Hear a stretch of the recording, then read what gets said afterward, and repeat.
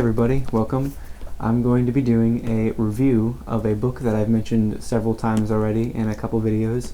One that I absolutely love. It came out last year and I just read it at the beginning of this year. It was the first book I read in 2014, and that is S by J.J. Abrams and Doug Dorst. Now, this past August and September, J.J. Abrams released two trailers that no one really knew what they were.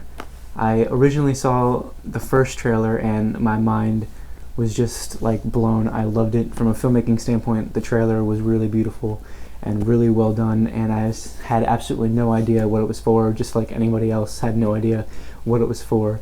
And I think I'm going to play a little bit of that first trailer for you right now. He arrived knowing nothing of himself. Who is he? Soon he will know. Because what begins at the water shall end there, and what ends there shall once more begin. I'll put a link in the description to that trailer and the second trailer. I definitely suggest you watch both of them.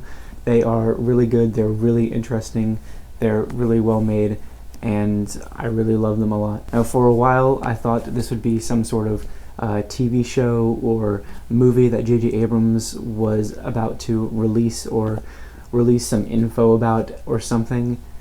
I love J.J. Abrams. I love everything he's done so far, and I don't think I could have been happier when I found out that the trailer was going to be a book. It actually is revealed at the end of the second trailer that it is going to be a book called S, which was written with Doug Dorst. Well, J.J. Abrams came up with the idea, he came up with the concept, and came up with all the different things that happened, but Doug Dorst actually wrote the story itself. Now, I'm just going to read the back for you real quick.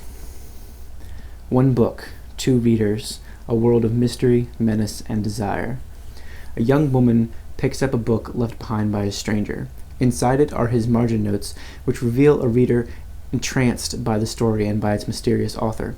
She responds with notes of her own, leaving the book for the stranger, and so begins an unlikely conversation that plunges them both into the unknown. The book, Ship of Theseus, the final novel by a prolific but enigmatic writer named V.M. Straka, in which a man with no past is shanghaied onto a strange ship with a monstrous crew and launched on a disorienting and perilous journey. The writer, Straka, the incendiary and secretive subject of one of the world's greatest mysteries, a revolutionary about whom the world knows nothing apart from the words he wrote and the rumors that swirl around him. The readers, Jennifer and Eric, a college senior and a disgraced grad student, both facing crucial decisions about who they are, who they might become, and how much they're willing to trust another person with their passions, hurts, and fears.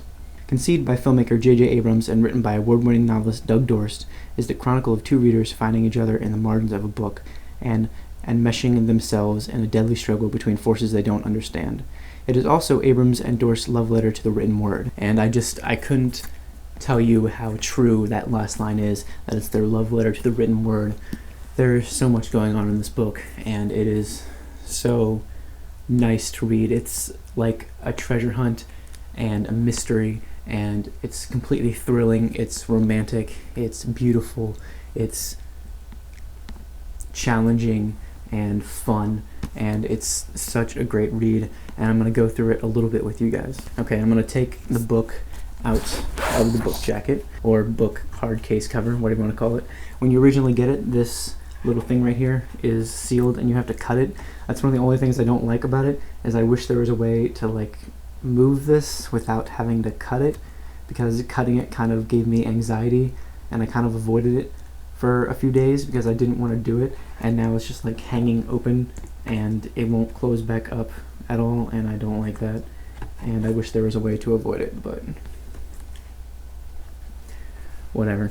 So inside that hard case is this book, Ship of Theseus by V.M. Straka. Now, V.M. Straka is in the world of S, a fictional writer who has written 19 books, and this is the final one, the 19th one, and he is extremely famous. His books are classics in this world that J.J. Abrams and Doug Dorst have created. And there are so many mysteries surrounding him. No one has any idea who he actually is. There are so many theories on who Straka actually is. And it's one of the main themes of the book is the two people writing in the margins trying to figure out who he is, racing against the clock, trying to beat other people who are trying to figure out who he is. And all throughout the book, they're getting new clues and new ideas on who he might be, but that's only part of the story. Now, this book is designed to look like a library book, and it even smells like a library book. It's amazing, like an old-fashioned library book.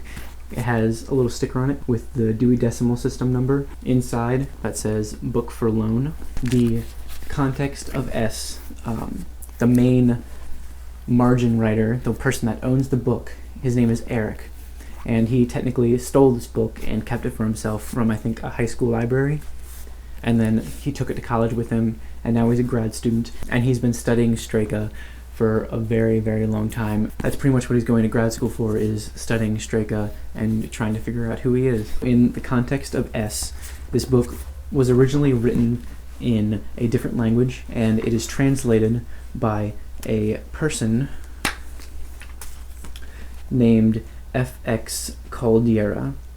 And along with V.M. Streka, no one has any idea who F.X. Caldera is. And that's another part of the mystery.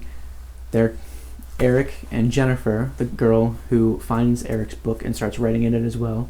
They're both trying to figure out who V.M. Streka is and who FXC is. So they're both trying to figure out who the translator and who the author are. Here we can see the beginnings of margin notes at the very beginning of the book. And at the very beginning of the book is a translator's note and foreword by F.X. Caldera that kind of explains her relationship with V.M. Streka and her relationship with his books. And within the first few pages is a paper slipped inside here, and you'll find these throughout the entire book, and that's why it's so much fun to read, because you always come across things like this, these little printouts of extra little artifacts that you can read and that add to this story. And there are so many things like that. There are these little postcards, there's just photographs. This is a card with a little newspaper clipping in it, and there's just so much stuff like that scattered throughout this book, and it is so much fun to find the stuff and take it in and add it to the story that you're reading. Now, everything that's going on in this, you're reading the book, The Ship of Theseus, which stars this character named S, who basically doesn't know who he is and doesn't know where he's come from, and he ends up on this ship. And the book itself follows S on his journeys, and while you're reading the book, there are a whole bunch of footnotes made by FXC, the translator, about things that are going on in the book, but Eric and Jennifer believe that they are clues to FXC trying to reach Streka, even though a lot of people believe Streka to be dead. And honestly, no one really knows if he is or not, and even when he might have died. While you're reading this, it's just, there's so much interesting stuff going on. You're reading the book Ship of Theseus by V.M. Streka, and at the same time you're reading the tons of margin notes written by Eric and Jennifer, and you're seeing everything unfold in the Ship of Theseus, and you're seeing everything unfold in the relationship between Jennifer and Eric. And Jennifer and Eric are having this huge battle with Eric's old mentor, who is also a Streka enthusiast who is trying to discover who Streka is. Eric's old mentor stole some stuff from Eric and then kind of got him expelled from grad school, and now he's just kind of floating around the school figuring out what to do and having all these conversations in the margins with Jennifer. And Jennifer is just helping him with stuff, and he's helping her with stuff in their lives, and they're also helping each other figure out who Streka is. And they're originally really reluctant to meet, like, in person, and it's a really, really interesting look at relationships that can happen in a manner like this. How relationships can be formed with just words in the margins of a book, and how that relates to what's going on in the story, what happened in Streka's life, what happened in FXC's life, what happens as a whole in the entirety of the piece, the work of art that this is. And then there's another factor to consider. There is an organization called S, which is made up of a bunch of really famous writers in the context of the S, the book, the art piece, whatever you want to call it. Now, the organization, the S, is both a good thing and a bad thing, and exist both in the ship of Theseus and in the world outside of the ship of Theseus where Jennifer and Eric live. And they're basically trying to figure out what the significance of the S is, what the significance of Straika's life is, what the relationship between FXC and Straika was, what might have killed Straika if he's dead, and it all just comes together so nicely, and it's so interesting. So when they first pick up the book and started writing to each other, they started writing in blue and black, and then as time goes on, they start to write back. They go back to old notes and write next to them in orange and green, and then they go back again in the future and write in purple and red. So there's a whole bunch of different times happening in the margins. So you're reading some of the margins, and some of them are from a while ago, some of them are more recent than the other ones, but they all combine together to create this narrative that exists both inside and outside of Ship of Theseus. I don't really want to say too much about everything that happens. I don't want to spoil anything big. All I can really say is that I found this book so satisfying to read. I had so much fun reading it. I really think a lot of people should be reading this. Everyone should be reading it, at least giving it a chance, seeing what it's all about, because I guarantee even if you don't completely understand what's going on the first time you read through it, you'll at least have fun reading it, experiencing the book, experiencing the relationship built between Eric and Jennifer, experience finding the little artifacts that are hidden throughout it, and the experience of being part of this grand mystery that has existed since this book originally came out in the context of the S world. I wish I could let everybody just borrow this book, even just to go through it and give it a try, because I really love it, and I really think that you should give it a shot. Let me know if you have any questions about the book. I don't want to say too much else, like I said, I don't want to ruin anything. I hope I've given you enough to at least consider picking it up.